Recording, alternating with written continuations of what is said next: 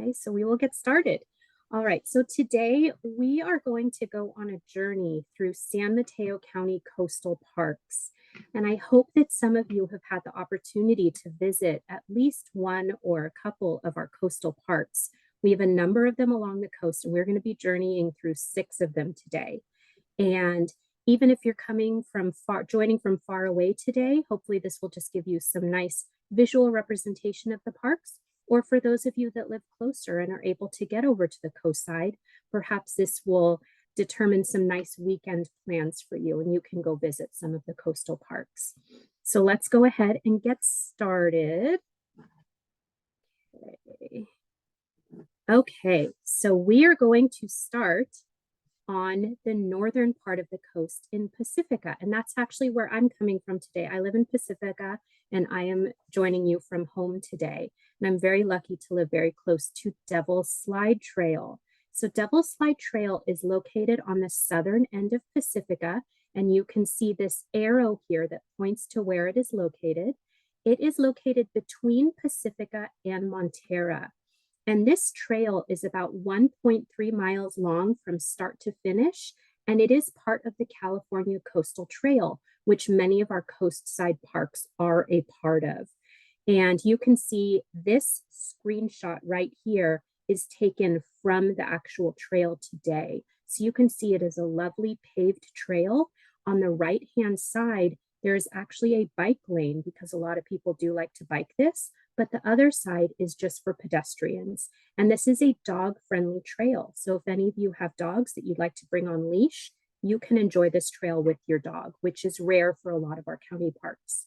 And as you can see, it has absolutely incredible views as well. So next, we are going to be talking a little bit about the history of Devil's Slide Trail. And this whole part of the county has an interesting history, to say the least. So this, as I said, connects the southern part of Pacifica with the northern part of Montera.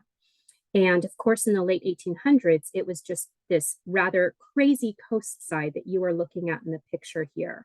And so there was interest in building a passageway between these two towns to connect like the southern end of San Francisco with that northern end of the coast side. And so one of the very first iterations of this was called the Half Moon Bay Colma Road. And this was built in 1879 as a way to get from one end to the other. But I came across a really interesting quote that somebody had said about this. In 1912, somebody said, "As treacherous a piece of road as can be found. Death stalks in front and lurks behind in every foot of the climb to the summit." And so this was a rather tumultuous road filled with lots of turmoil. And so the next step in this history is the Ocean Shore Railroad was actually developed. And this was in operation from around 1908 to 1920. And I'm going to talk a little bit more about the Ocean Shore Railroad when we visit one of our southern parks in a few more slides. But the Ocean Shore Railroad followed this pathway that you can see along this picture here. It followed this roadside and it went from Pacifica. It was supposed to go all the way to Santa Cruz. That did not happen. It stopped in Tenitas Creek, which is just south of Half Moon Bay. And this Ocean Shore Railroad was supposed to be an electric light railroad, but they actually had to switch that to a steam railroad, which I guess was cheaper to build. But that railroad only lasted until about 1920. Number one, there was funding that was lost. And number two, the invent of the automobile we didn't need that railroad anymore. So they stopped building that railroad. And around 1937, Highway 1 was completed. And I'm sure many of you that are listening to this presentation have actually driven on this segment that you can see. So this is when it was a road. And I know I've lived on the coast side my entire life. And I know when I was starting to drive and in the years following, I drove this many, many times. And it's a little alarming to see what this looks like. This was a very well-traveled road. And those of you who have been along it and drove along it, you know that it was often closed by landslides and erosion. Anytime there was an earthquake, anytime we had a bad winter, this hillside would just erode and the rocks would crumble onto this roadway here. And therefore, that road closed, and you would have to drive all the way around to be able to access the southern part of the coast. And so, even though this was open in 1937, it was closed almost immediately for a period of time because they experienced their first landslide. And so for years, for more than 40 years, there was this back and forth as to what should we do with this roadside? This is not going to last forever. It is going to crumble into the ocean if we don't take care of it. What should we do? And so a lot of people want, including the county and the government, the federal government and the state government, wanted to build a road going over the top of the mountain. And they wanted it to be a 4 to 6 lane highway that would go from Pacifica to Montera and further south. However, that was going across very environmentally sensitive habitat that was home to a lot of different species. And so what ensued was this 40 plus year turmoil of people saying, build the highway versus build a tunnel. And a lot of people were for the tunnel, but the tunnel was going to be so incredibly expensive to build. But eventually, the environmentalists and the people who wanted that tunnel won out. And Tom Lantos, a former congressman of San Mateo County, really helped, was one of the instrumental people in helping to secure the funding to get those tunnels built. So construction for those tunnels started in 2007. It did take 6 years to build, which was a lot longer than they were anticipating, but they finally opened in 2013. And that is what this picture on the lower left side is. And if any of you have driven through it, they did a fantastic job. I remember being able to watch part of it when they built these. They brought in these giant boring structures to go through the mountain. And it was really, really impressive. And it's a beautiful road to drive on now. And I definitely will say that I feel much safer driving along that road. And hopefully you do too if you drive along it regularly. What we did with this trail that you can see, if you can see my pointer, this road actually turned into the Devil's Slide Trail. So that's what you can now walk along. And that is that's the northernmost coastal park that San Mateo County manages. And it's an absolute beautiful walk now. Some of the most incredible things that you can see on this trail, if you were able to go, is the bird life. And you can see these birds at the bottom here. These are called common murres. And a lot of people see them and they think they're penguins because they are the exact same color as penguins. And if you see them from afar, you might mistake them for a penguin. But they are a shorebird or ocean-going bird called a common murre. And this picture on the bottom right here is called Egg Rock. And it is one of the most prominent features that you can see from the Devil's Slide Trail. And all of those little tiny black dots on it, those are all common murres. This is one of the best breeding, nesting, and raising their young sites that we have in this area. And they return here every single year to raise their young. And they have an interesting way of laying their eggs. They do not actually build a nest of any sort. Common murres lay one egg and they lay it right on the rock. So you have to be very well balanced to stand on this rock with thousands of other murres and actually incubate that egg, be able to fly off and get food for yourself, and to be able to raise that young. And as you can see, they are colony nesters. There's thousands of them every year. Back in 1986, some of you might remember that there was an oil spill that affected all along the coastside. It was the Apex Houston oil spill. When that occurred, that actually decimated the population of common murres off of Devil's Slide Trail. So for years, you couldn't see any of them at Egg Rock. And what scientists did to bring them back is they started playing calls of the common murre, and they actually put decoys of common murres to get them to come back. And by about 2007, so that's almost 30 years after the oil spill, there were about 400 breeding pairs of common murres on that rock. And today, there's about 2,000 birds out there every single nesting season, which is really incredible. And you can see them really, really well from the Devil's Slide Trail. There are scientists that go out there every single breeding season and they do a count of them. They have telescopes set up. So if you ever see people perched high in the cliffs and they're looking with telescopes, that's exactly what they're doing. They're counting the common murres. One of the other really incredible birds that you can see on the Devil's Slide Trail, which is quite difficult to see in most places, is the peregrine falcon. And this is actually a picture taken by an ornithologist, somebody who studies birds, of the peregrine falcon that nests every single year at Devil's Slide Trail. These peregrine falcons return every single year to this one nesting site, and they raise their young in this little nook on the side of the cliff at the southern end of Devil's Slide. This year, there were either 3 or 4 that they successfully raised. And it's really neat to come back every single week and you can see what stage the chicks are at, whether they're still being fed by their parents up in the cliffside, whether they're starting to fledge from the cliff, and you can watch their first attempts at flight and their first attempts at actually catching other birds to eat. So this is one of the neatest things. A lot of people along the coastside come up to Devil's Slide just so they can see those peregrine falcons every single year with their babies and watch the babies fledge. So this has been a really, really successful year for them. And you can see a number of other shorebirds or pelagic or ocean-going birds from Devil's Slide, like this pelagic cormorant right here. These also will just sit on the side of the cliff. It doesn't look very comfortable to me, but apparently it is perfectly comfortable for them. And this is a really wonderful location for them to hang out as well.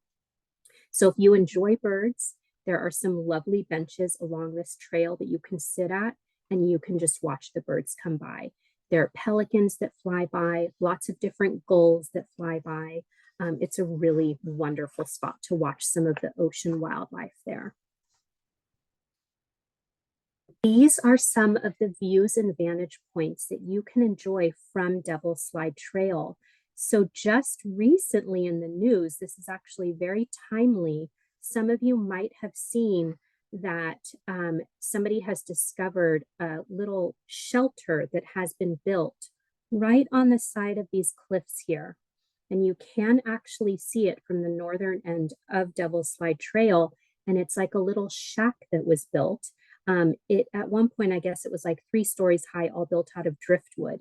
And it's been very popular in the newspaper recently. Some of you might have actually been seeing that. So that is right along Devil's Slide Trail. And it does appear that somebody was taking advantage of that shelter from time to time, although it was destroyed, it seems like, in this past winter storm.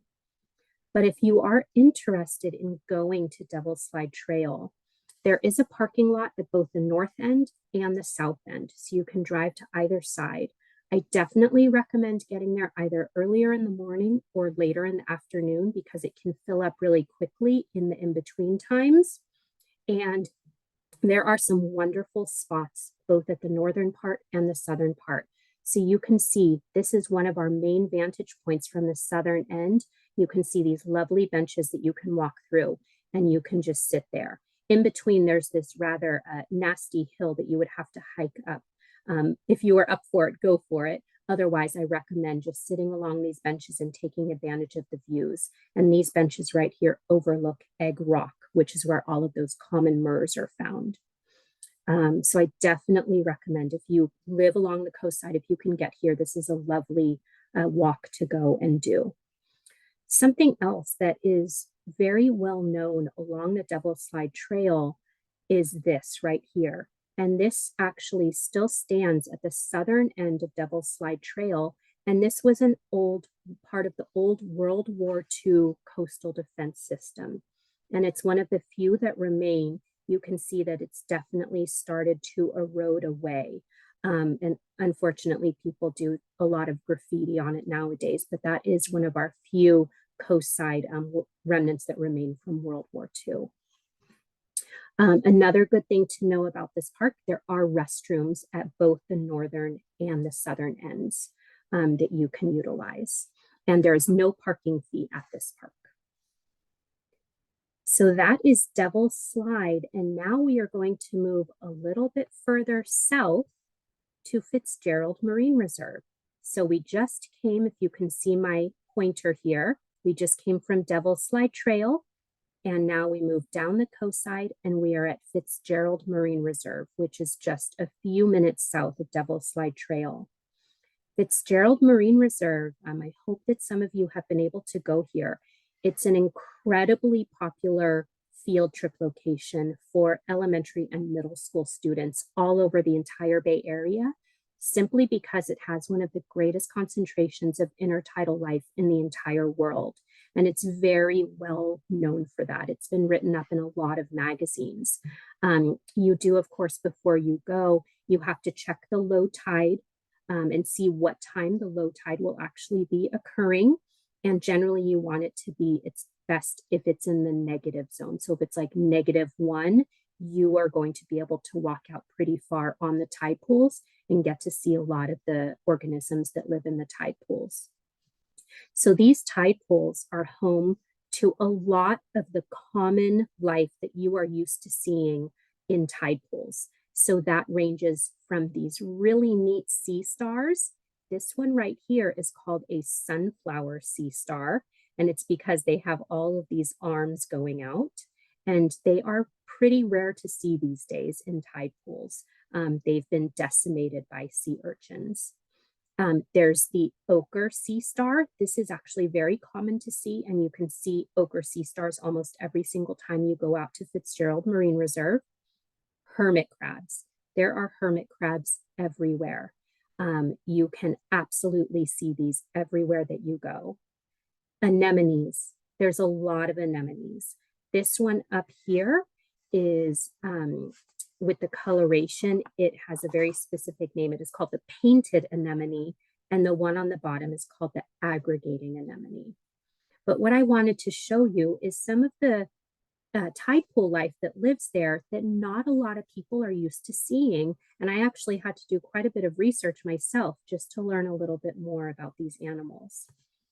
So these are called chitons, and they are a type of mollusk. Mollusk is a huge group of animals that include snails and octopus, but these are called chitons. And if you came across one in the tide pool, you might think that you were coming across a really pretty rock or something. But this is actually a type of mollusk. So they're identified by these 8 overlapping plates that you can see if you look really closely. And it is surrounded by this tough girdle. So you can see this one has a mossy girdle that surrounds it. They all have a slightly different type of girdle. They have a large flat foot, which you cannot see because it's on the underside of them, and it really, really suctions them to the rocks. They also have radula, or a type of scraping teeth, and that is how they eat the algae. That's what they eat. They're algae eaters. And how do they breathe? They breathe through gills, and their gills are located on either side of their foot. So we actually cannot see them from this vantage point. This is called a lined chiton, and this down here is called a red chiton. And these are all animals that were seen in Fitzgerald Marine Reserve. So a lot of people go, what do these things move? What am I looking at exactly? So I found a short video so you can actually see what it looks like when a chiton moves.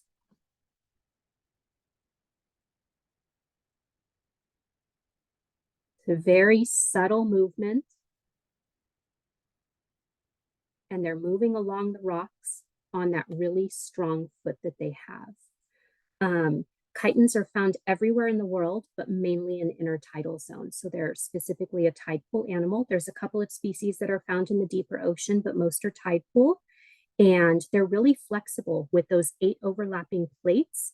If they ever are found off of the rock, they will actually curl around, kind of like an armadillo almost, to protect their underside. And when they're suctioned to rocks, you cannot get them off. They are stuck on there like super glue. They really, really suction on. So they're a really unique type of animal. The other type of animal I wanted to talk about that a lot of people are not used to seeing are nudibranchs. And that's a fancy word for sea slug. And, these are absolutely beautiful sea slugs, and they come in a variety of colors. And this is another animal that you can see at the Fitzgerald Marine Reserve. And these were all taken right at Fitzgerald Marine Reserve. So they are just like the chitons, they are a mollusk, but they're part of the sea slug family. Now, why are they so colorful? They actually get their coloration from the food that they eat. And what they eat are corals, sponges, anemones, which are extremely colorful, and they will also eat each other. So they will eat other sea slugs as well. And they have these really cute, what look almost like horns on the tops of their heads. And those are sensory organs. Oops, sorry about that. Those are sensory organs called rhinophores, and those help them pick up smells and figure out where their next meal is coming from.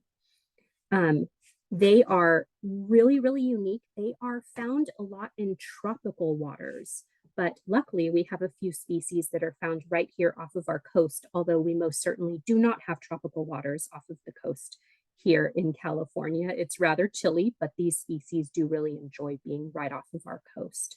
And there's more than 3,000 species of nudibranchs worldwide, which is incredible. The other really unique animal we have at Fitzgerald Marine Reserve, which it's very well known for, are harbor seals. And I love this photo here because they're one right on top of the other. I think it's one of the cutest pictures I've ever seen. This is a harbor seal pup right here. And this is what you're typically going to see at Fitzgerald Marine Reserve. A lot of them hauled out on the beach, looking at you going, "What are you looking at? I'm not doing anything special here." And Fitzgerald Marine Reserve is one of the areas that they actually will bring their pups to. So peak pupping season is late April to early May. And when the pups are actually there, what the rangers and the docents at Fitzgerald Marine Reserve do is they actually put out orange cones on the beach so that nobody is going to go and try to mess with the seals. And we also have they're called seal sitters. Instead of babysitters, you're a seal sitter that actually gets stationed at the cones with spotting scopes so you can show visitors to Fitzgerald Marine Reserve where the pups are, and you can help answer any questions. And if any of you are interested in volunteering at Fitzgerald Marine Reserve, I will show you my email at the end, and I can definitely give you more information about that. It's a wonderful volunteer position and a lot of fun. So you get to watch seals all day. Harbor seal mothers raise their pups in big groups, and that's to protect the pups from predators. Within about 5 minutes of being born, these harbor seal pups are capable of following their mom into the ocean, but a lot of the time they will actually ride on the mom's back during dives and when she's going out looking for food. And a lot of people wonder about the difference between a seal and a sea lion. And we are lucky in that we have both off of the California coast. But here at Fitzgerald, we primarily see the harbor seals. We do have California sea lions. So sea lions tend to be a dark brown in color. They are the ones that bark loudly. They make the arr, arr, arr noise. I'm not exactly a seal imitator there, but I think you all get the picture, and you've probably heard them in the past. And they tend to move a little bit easier on land because they have really large front flippers, and that helps them to maneuver a little easier up on the beach. And they also have visible ear flaps. Seals, on the other hand, which is what we're looking at on this slide, have really small front flippers. So they're rather clumsy on land, and they tend to just move on their belly. They undulate on the sand on their belly to get up on the beach like these seals are here. And they do not have visible ear flaps. They just have a hole in the side of their head that closes when they go in the ocean. So those are the primary differences between harbor seals and California sea lions, the two species that you'll see most commonly here. Now, Fitzgerald also has some absolutely incredible views and vantage points. This is one of my most favorite pictures of a sunset from Fitzgerald Marine Reserve. The Fitzgerald Marine Reserve side, it has two sides to it. The actual side with the tide pools has a really small visitor center. It has restrooms, it has picnic tables, and out front, the rangers have actually put a whale skeleton. So they're bones of a whale that actually washed up on the tide pools a few years ago. And it's really, really neat to see the size of it. And it's really great for kids to be able to visualize how big a whale actually is. Generally, Fitzgerald Marine Reserve, you can move from one side to the other. However, in the storms this past winter, a tree fell on the bridge and it completely took out the bridge that connects one side of the park to the other. So now you have to drive around to get to the other side of the park, which is a bit of a pain. But this view and this view right here of the cypress forest are from the other side. So you can drive around. It's a really short drive, and that's to Seal Cove Beach. And there's this lovely cypress forest that you can see from up here and take a walk through, and it has absolutely stunning views. I definitely recommend that. Now we're going to move a little bit further south to Pillar Point Bluff. And this is just next to Fitzgerald Marine Reserve, as you can see on this coast side here.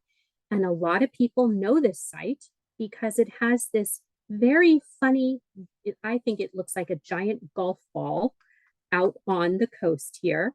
And this site is also known because if you've heard of Maverick Surf, 1/2 mile out here is where Mavericks actually happens. So those are the big, gigantic waves where surfers come from all over the world, professional surfers, and they take part in this competition at Mavericks. And that occurs way out here. You can't see it with your bare eye from the coast here. You would need a very good spotting scope to actually be able to see what's happening. And people actually get towed out on boats or jet skis to go surf those waves out here. That's what this site is very well known for. But I really like Pillar Point Bluff because it has a wonderful trail that is wheelchair accessible, and that's called the Jean Lauer Trail. So it's wheelchair and stroller accessible. You are allowed to have dogs on leash here. And if you like to bike ride, we also do allow bikes at this park on the Jean Lauer Trail. But this site also has a really neat history, which we're going to talk about here. So this site, there was evidence of an Ohlone shell mound. So we are on the land of the Ramaytush Ohlone. Those are the indigenous people that lived on this site in San Mateo County thousands of years ago. And there was a shell mound. You can't see it anymore. And shell mounds are also known as middens, and they're formed with mollusks, mollusk shells, cooking stones, ashes, bird and mammal bones, and other village artifacts. So there was an Ohlone shell mound. We know that they did actually spend time here. In 1769, the Portola expedition did pass through here, and I will show you their whole expedition on a slide in just a few moments. In the 1800s, this area was used for farming and grazing under the Mexican land grant. So this whole area was an agricultural area. But in 1940, the US Army acquired about 50 acres in order to become an artillery observation post with the belief that SF Bay could be attacked. And the airport that you see in the foreground here, this is the Half Moon Bay Airport that you can see as you drive south on Highway 1, was built in 1942 to support the Army. In the 1960s, the US Air Force created this missile tracking installation. So that's where that little golf ball comes from. And this site is actually run by Vandenberg Air Force Base, which is located quite a few miles down the coast from us. In 2004, Peninsula Open Space Trust, which is also called POST, purchased all of this land to save it from any further development. And the parks took over management of it in 2011.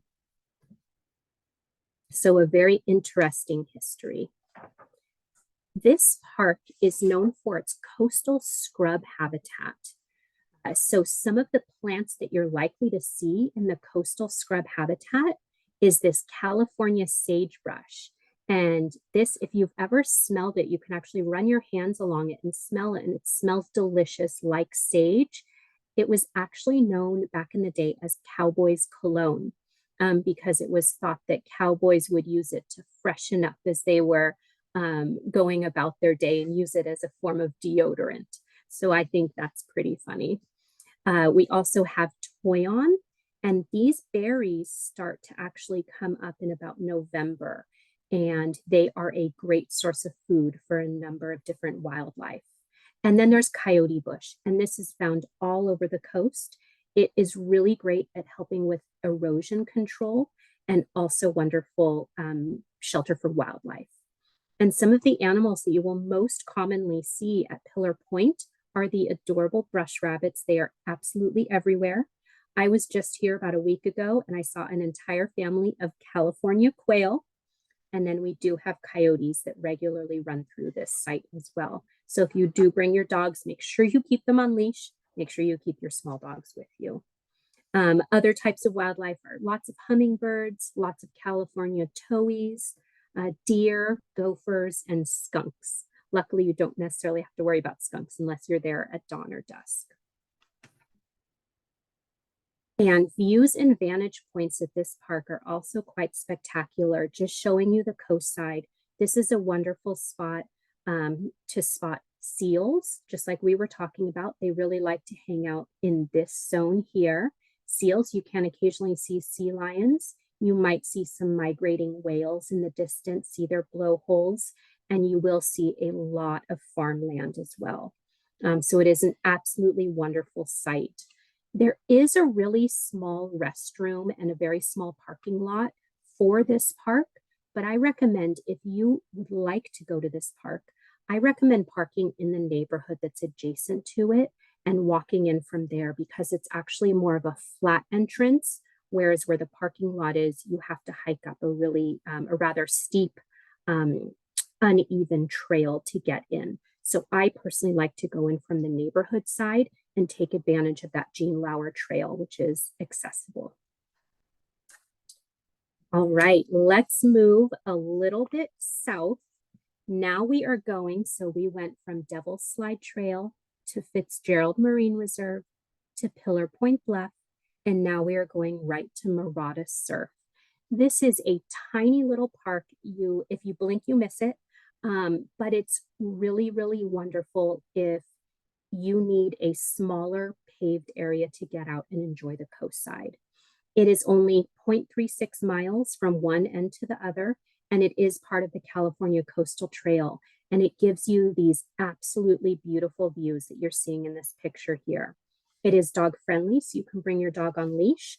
You can also ride your bike, but most importantly, it is stroller and wheelchair accessible, which is wonderful. And there is a small restroom at the southern end of it. Murata Surf is known for its whales. These three pictures that you're seeing here were taken right at Murata Surf just a couple of years ago. I mean, look at how clear these pictures are. Now, granted, he had a really good camera, the photographer who took these, but you can actually see the whales pretty up close. These are humpback whales, and they are all feeding in these pictures. You can tell that they're feeding because they're surrounded by a number of pelicans and gulls. But look at how clearly you can see the baleen on all of these humpback whales. So this is a great place to view the whale migration. So the two main species that we see off of the coast here are the humpback whales and the gray whales. So humpback whales are endangered, and we do have a local population here. So they are almost black in color, but they're white on their undersides, on their fins, and on their flukes. That's one way that you can tell them apart from the gray whales. They will calve and breed in Mexico, and they do that in winter when it's warmer down in Mexico. And then they come up north and they kind of hover right off of the coast side, and they're feeding on anchovies, sardines, and krill. So humpback whales, a really great time to see them is anytime between April and December. So that's most of the year. Most of us don't want to go to the coastside in winter anyways. It's way too chilly. So you can see them. I know in Pacifica where I live, there are people that are still seeing them almost every single day from the Pacifica Pier, which is great. The other whale that you can see is the gray whale. The gray whale migration is up to 12,000 miles round trip, which is long. They feed up in the Arctic and then they calve and breed in Baja, California. So they're traveling north from February to April, and the moms and the calves stay really close to shore to avoid all the sharks that are further out in sea. And that's a really great time to see the gray whales as they're moving up north to their feeding grounds. Moving a little further south, we will go to the Cowell Purissima Trail. So this is a little bit further down the coast. It's south of Half Moon Bay, just south of Half Moon Bay. And this is a really beautiful, very long path. It is 3.6 miles just one way, and it is also part of the California Coastal Trail. If you are looking for a really lovely, accessible path to go for a walk on, either by yourself or with friends, with your family, this is a really great trail to go along. It is very beloved by a lot of people on the coast side for their exercise route. It is wheelchair and stroller friendly, and it is also bike friendly, but you cannot bring dogs to this trail. There is a small restroom at the southern entrance, which is the part that we manage, San Mateo County Parks manages. The northern entrance is managed by California State Parks. So we work with a lot of other agencies to manage a lot of these parks. For the Cowell Purissima Trail, I wanted to talk a little bit more about the history because it has a really unique history. So Cowell Purissima Park, there was an Ohlone village on the north side of Purissima Creek. So that's where this red arrow is pointing. So right in the middle of the park, there is Purissima Creek. There was an Ohlone village on the north side there. The Portola expedition set out from San Diego in 1769, and their whole goal was to find Monterey Bay. They didn't quite find it. They went a little bit too far north. But what they did is they encountered this trail. It's red, if you can see that. And this is the Portola Ohlone Expedition Trail. So they encountered down in Año Nuevo Ohlone people. And it is said that the Ohlone greeted them warmly, fed them, and guided them on their entire expedition, which is why it's called the Portola Ohlone Expedition, because they worked together. And the Ohlone people were so good to them. Portola was the first European to spot the San Francisco Bay in 1769. So that's what this entire walk here is. In one of the journal entries from the Portola expedition, they said that they came across an abandoned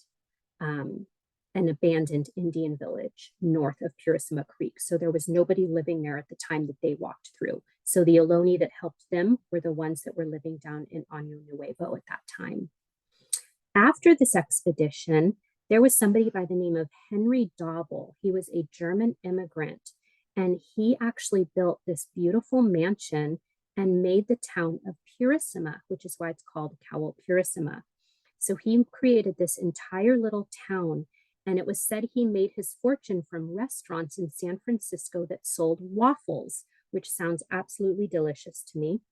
And he employed about 50 people to farm wheat, barley, and potatoes, but he went bankrupt. Crop failures, the creek flooded, lots of disease. And so the town was abandoned in the 1920s. The cemetery does still remain to this day. The other part of the history is the Ocean Shore Railroad. So this we talked about with Devil's Slide. And here is the very cool train. And here's some of the old posters that advertised this Ocean Shore Railroad.